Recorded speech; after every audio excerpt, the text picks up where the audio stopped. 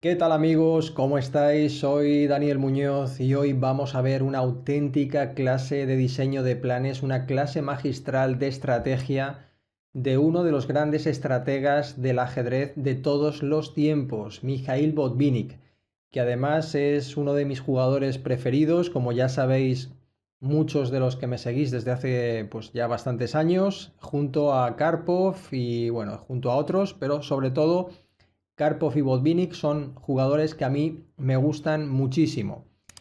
Además, esta partida, es muy representativa del estilo de Botvinnik porque en determinados momentos vais a ver que tiene que tomar alguna de las dos direcciones, optar por un lado por un plan estratégico, tranquilo, sólido, o por otro lado jugar de manera a lo Kasparov, es decir, de manera muy agresiva, de manera muy contundente y tratando de ganar por las malas. Y vamos a ver cómo Botvinnik dirige su partida en el sentido que va más acorde pues, a los fundamentos de su juego. Para aquellos que no conozcáis a los jugadores, Mikhail Botvinnik, súper conocido, bueno, nació el 17 de agosto del año 1911 y fue el heredero de los grandes jugadores del siglo XX.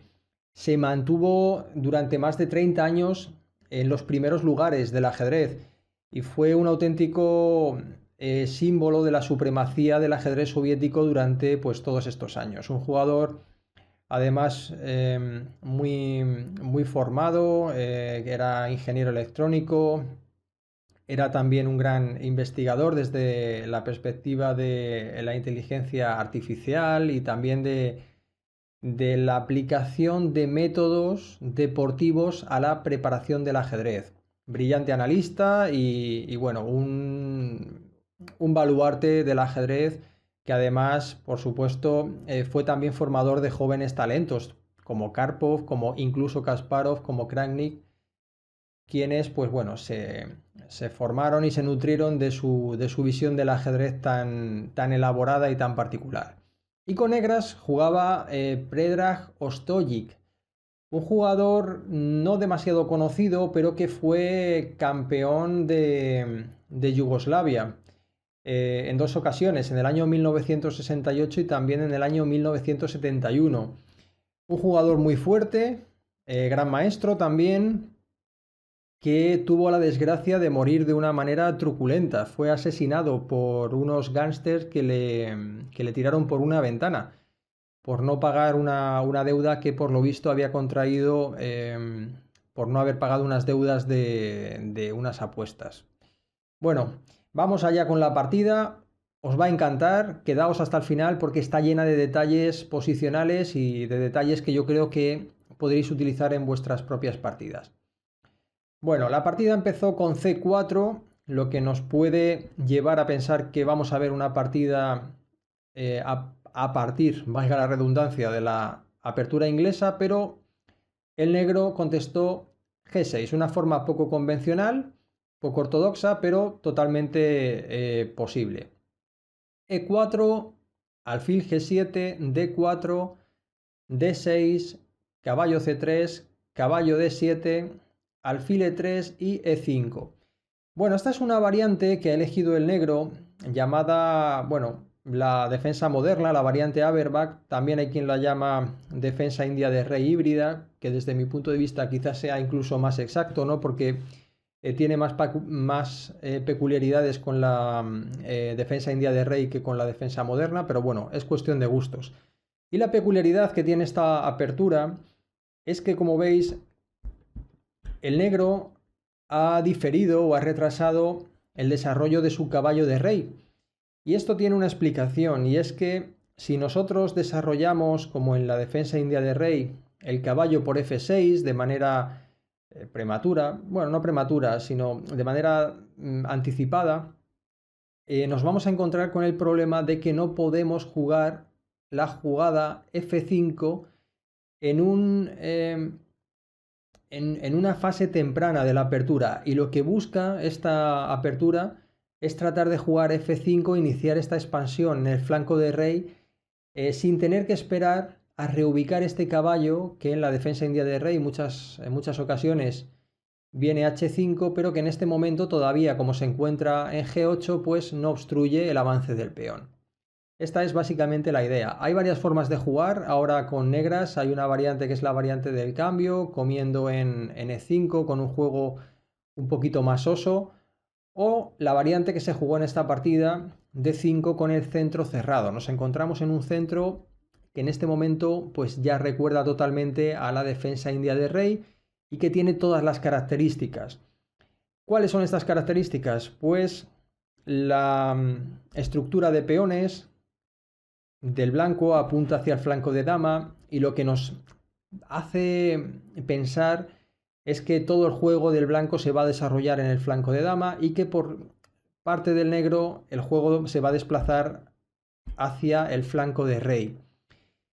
Esto suele ser así en muchísimas partidas, pero vamos a ver que esta partida es muy peculiar y en la cual el blanco, Botvinnik, conocedor de los profundos principios de la estrategia, es capaz de ir modificando la estrategia que le interesa en función de los planes que va eligiendo su rival.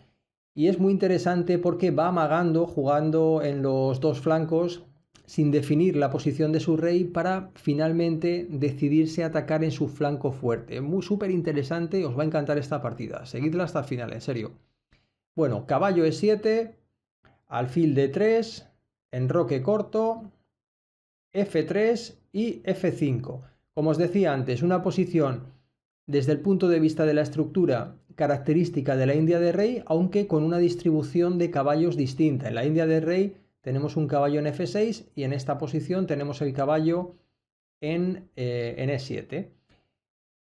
Caballo G-E2, caballo F6, dama D2, C6, el negro trata de luchar contra su desventaja de espacio proponiendo un cambio de peones, sobre todo en este puesto avanzado, bueno, no es un puesto avanzado como tal, en este peón avanzado del peón de D5, H3, C por D5, C por D5, F4, alfil F2 y A6. ¿Qué sucede? Que el negro todavía no tiene claro qué va a suceder con este rey blanco. En el momento en el que el rey blanco se enroque y defina su posición en G1, va a poder iniciar su plan, que es un plan complejo en la ejecución desde el punto de vista táctico, pero muy sencillo desde el punto de vista de la configuración estratégica. ¿En qué consiste esto? Pues consiste en que los peones irán avanzando, el peón irá avanzando, bueno, irá avanzando, a ver, G5, H5, posteriormente G4, y siempre en este tipo de posiciones hay momentos en los que tenemos que tirar de táctica, a veces de sacrificios, y la partida acaba, bueno, volviéndose bastante compleja desde la perspectiva del cálculo y de la táctica. Pero claro, en esta posición el blanco todavía no se ha enrocado, no ha definido la posición de su rey y por eso el negro tampoco puede jugársela todavía, avanzar el peón de G5, porque lo que estaría haciendo es crear puntos de contacto para que esta posición, esta estructura acabe abriéndose y el rey acabe convirtiéndose en un objetivo. Por eso juega A6, se reserva la jugada temática G5 y, bueno, dice voy a esperar. Voy a amagar con jugar B5 y a ver dónde vas a definir la posición de tu rey. Botvinnik sigue sin definir la posición del rey y realiza la jugada A4. Se anticipa al avance B5 y enseguida vamos a ver de qué manera Botvinnik aprovecha estas jugadas dilatorias del flanco de dama para diseñar toda una estrategia muy rica, muy profunda, muy útil también desde el punto de vista didáctico y que os voy a explicar ahora. Ahora no es posible jugar B5, el negro juega B6 y B4. Enseguida entenderemos el motivo de la jugada B4. Caballo D7 y A5. Buenísima jugada. ¿Por qué? ¿Por qué es una buenísima jugada? Porque estamos amenazando crear una debilidad en el flanco de dama. Es decir, imaginad que este peón de A5 no existiese, o bien porque no existe, por cualquier razón, no existiese en una posición, o bien porque yo acabo capturando el peón de B6. ¿Vale? Imaginad esta posición. ¿Qué va a suceder? Que mi peón de B4 está funcionando como una herramienta para evitar que el peón que habrá quedado débil, este peón, el peón de A6, imaginad esta posición donde no existiese el peón de A5, no va a poder avanzar, es decir, esta debilidad va a estar fijada y además lo va a hacer en una columna abierta donde estoy atacando con una pieza mayor, con el alfil, y además me podré enrocar para posteriormente jugar torre A2, torre H1 y presionar con todo en el punto más vulnerable de la posición del negro, que en ese momento habrá sido el peón de A6. Esta es la idea que subyace detrás de B4 y la jugada A5.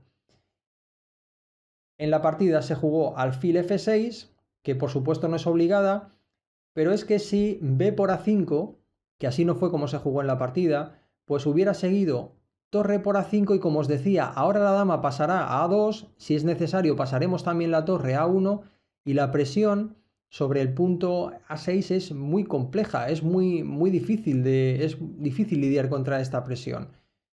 Incluso si el negro, por ejemplo, intentase liberarse de la debilidad buscando algún tipo de contrajuego contra nuestro peón de B4, por ejemplo, torre B8, pues no pasaría nada porque jugaríamos caballo A4, seguiríamos controlando los posibles saltos del caballo a B6 y además ahora estamos protegiendo con nuestra dama el peón de B4. La partida, por ejemplo, podría seguir con caballo F6 y tras enroque simplemente, a mí la posición del blanco me gusta mucho, no tiene ninguna debilidad importante y el juego va a ser sencillamente venir a presionar hasta que caiga la debilidad de A6, el peón débil de A6, y posteriormente vendremos a buscar también el peón de D6. Bueno, en la partida se jugó alfil F6, torre A2 y B5. Por supuesto, el negro no está obligado a avanzar el peón, pero si no lo hace, el blanco lo que va a poder hacer es atacar el peón débil de A6, como os explicaba antes. Imaginad que el negro jugase G5 en este momento, pues ahora será el blanco el que capture A por B6 y tras caballo por B6, pues tendremos una oportunidad de oro para venir a por este peón que tarde o temprano va a caer. ¿De qué manera? Pues por ejemplo con la jugada B5. El negro no puede comer porque el peón está clavado y aunque por ejemplo lo vaya avanzando, pues siempre tendremos forma de venir a presionarlo. Ahora con la dama y con la torre, y da igual que lo avance, seguiremos presionándolo, da igual que lo avance, porque el peón va a terminar cayendo tarde o temprano porque no cuenta con una buena protección y una buena defensa de un posible peón en B o más piezas en la columna A. Bueno, en la partida no se jugó así, no se jugó G5, se jugó B5 y ahora claro, la estructura del flanco de dama ha quedado completamente definida y es ahora cuando Botvinnik despliega toda su creatividad y lleva a cabo una estrategia conocida, no muy habitual, que hemos visto en partidas clásicas, pero muy bonita y muy interesante. Formas de jugar en este momento para el blanco, pues simplemente podría enrocar y luego, tras G5, plantear incluso un interesante sacrificio de material. En esta posición, así es como podría haber seguido la partida, mucho más del estilo de Kasparov, haber jugado caballo por B5 y a por B5, alfil por B5, tratando de aprovechar que el alfil va a quedar muy bien ubicado en C6 y que en el caso de que me capturen el alfil con el caballo, pues tendré tres peones ligados en el flanco de dama apoyados por el alfil, que son una auténtica bestia, o si no, el avance de los peones. Es decir, esta es una posición de clarísima ventaja del blanco con independencia del material. Y además, las reacciones en el flanco de rey están muy controladas.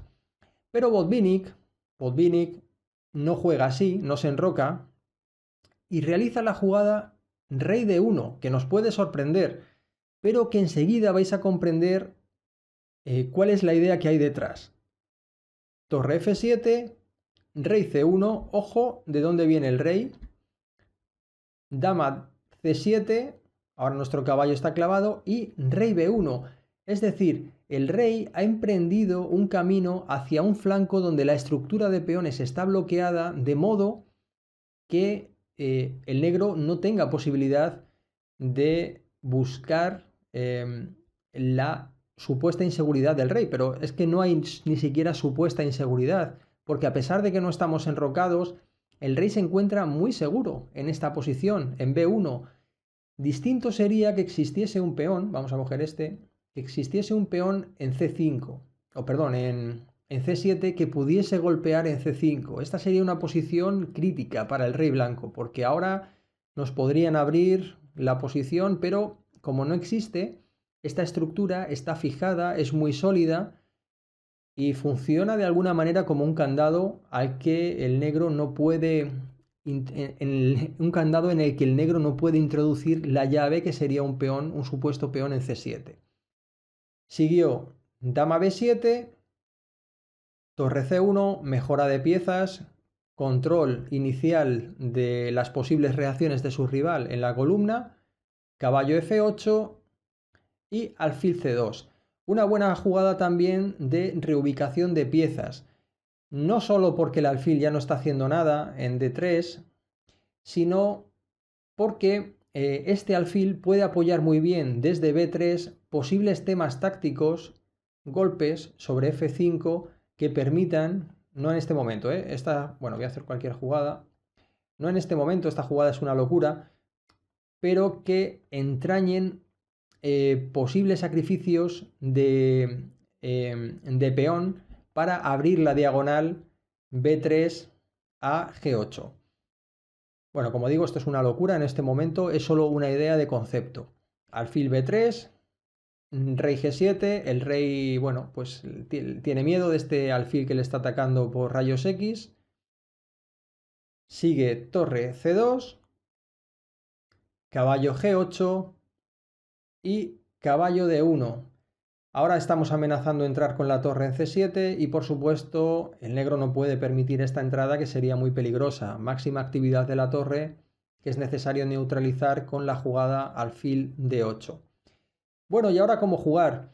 Tenemos el rey seguro, tenemos el control de la columna C, pero todavía hay cosas que fallan. El alfil está bien ubicado, el alfil de negras por supuesto está en una posición idílica desde donde controla ambos flancos, impide cualquier reacción en el flanco de dama y apoya la ruptura que posteriormente se llevará a cabo con G3, pero hay algo que falla todavía en la posición del blanco que podemos mejorar y son los caballos. Tenemos que encontrar las posiciones idóneas de nuestros caballos. Muchas veces en este tipo de posiciones en las que nos encontramos también, solemos pecar de precipitación y si no lo tenemos claro es mucho mejor ir mejorando poquito a poco nuestras piezas y tratar de encontrar las casillas clave. ¿Cuáles son esas casillas donde idílicamente me gustaría tener las piezas que se encuentran en una peor disposición? Caballo B2, caballo F6 y caballo D3. Y esta es la casilla donde el caballo se encuentra mejor en esta posición. Desde D3 está mirando al punto F4, no para sacrificarse, aunque también podría ser una idea, sino para buscar esta expansión ahora que el rey ha quedado seguro y el rey negro no lo va a estar. Ahora los puntos de ruptura los tiene el blanco, no los tiene el negro. Recordad lo que os explicaba antes con el peón de C7, la posibilidad de jugar C5, abrir la posición.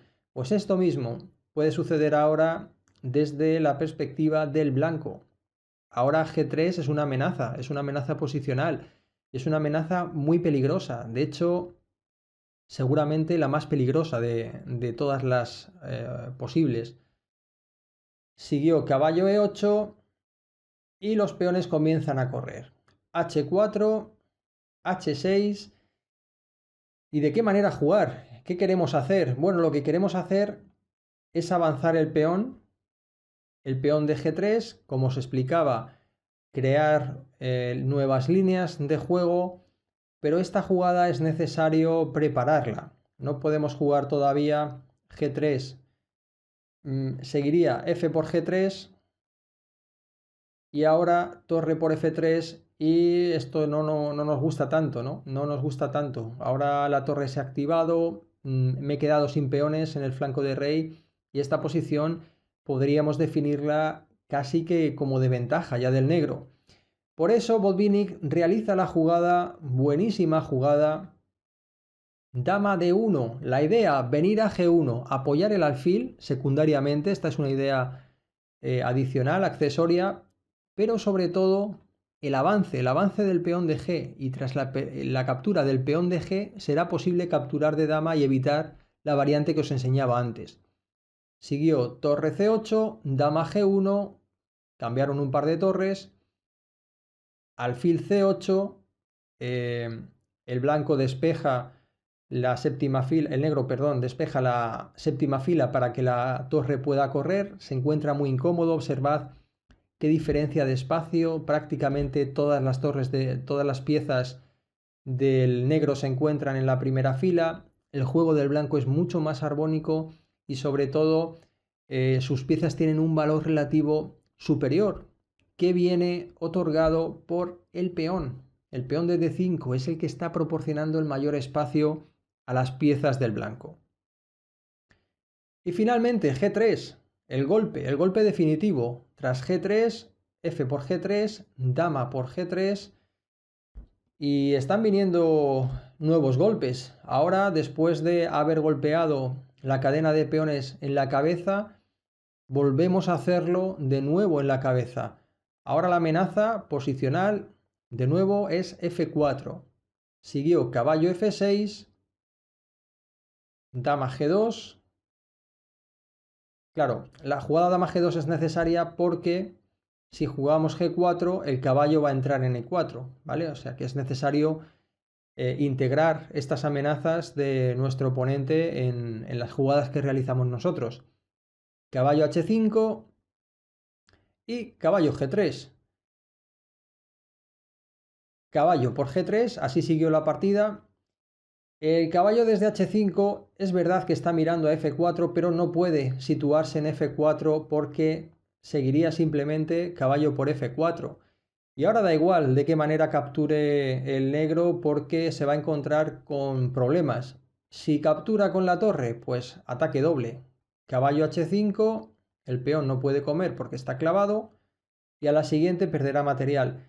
Y es que si captura con peón, no sé qué será peor, porque ahora tras alfil D4, superactivación del alfil y por ejemplo tras rey H7, pues caballo E2 y esta es una posición claramente ventajosa, súper ventajosa para el blanco, por ejemplo.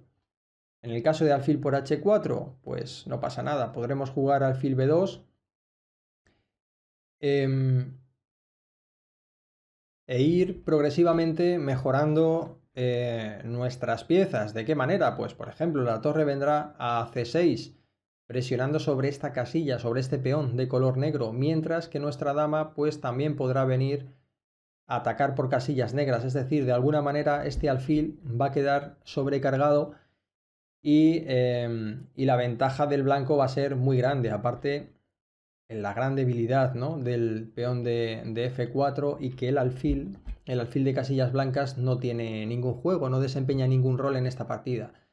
Por eso Predrag, Ostojic o Ostojic, no sé cómo se dice, caballo por G3, dama por G3, torre C7, esta es la consecuencia de la jugada anterior que os explicaba, alfil C8 y más leña al fuego. Ahora que tenemos todo perfecto, que tenemos todas las piezas al máximo de potencia, es necesario F4, super golpe. Da igual la jugada del negro porque la posición acaba de saltar por los aires. Cambió torres, cambió el peón de F4, pero ahora esta jugada tiene sus consecuencias que os explicaba antes. El peón no se encuentra en E5, alfil D4, jaque.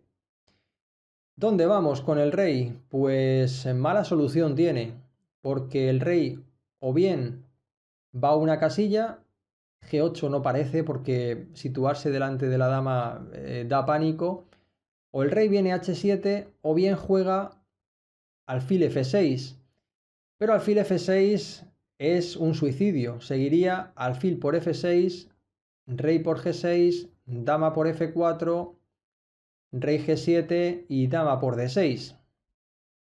Dos peones ligados, centrales, pasados, material de más, superactivación, el caballo es una bestia, la partida está totalmente perdida para el negro.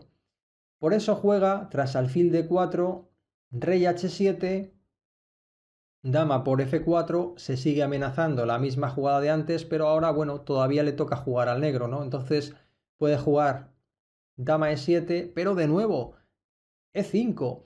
Vemos cómo Botvinnik reutiliza una estrategia clásica, esto lo sabemos ya desde hace muchísimos años, y, y consiste en golpear la estructura de peones, esta cadena de peones que ha sido golpeada con G3, con F4 y con E5, o sea, hasta producir su completa destrucción. E5, D por E5, alfil por E5, ¿y quién queda en el tablero? El mejor peón. El peón de D5, el que proporcionaba todo el espacio y que ahora además ha quedado pasado. Alfil por E5, caballo D7. Este alfil, por supuesto, no nos interesa que nos lo coman, así que habrá que retirarlo. Y luego, pues, nuestra dama tan ricamente vendrá a D4 amenazando mate, o casi que mejor jugar H5 para destruir el peón de G6 y fijaos quién hay detrás esperando atacar a este rey que se encuentra pues tan vulnerable, ¿no?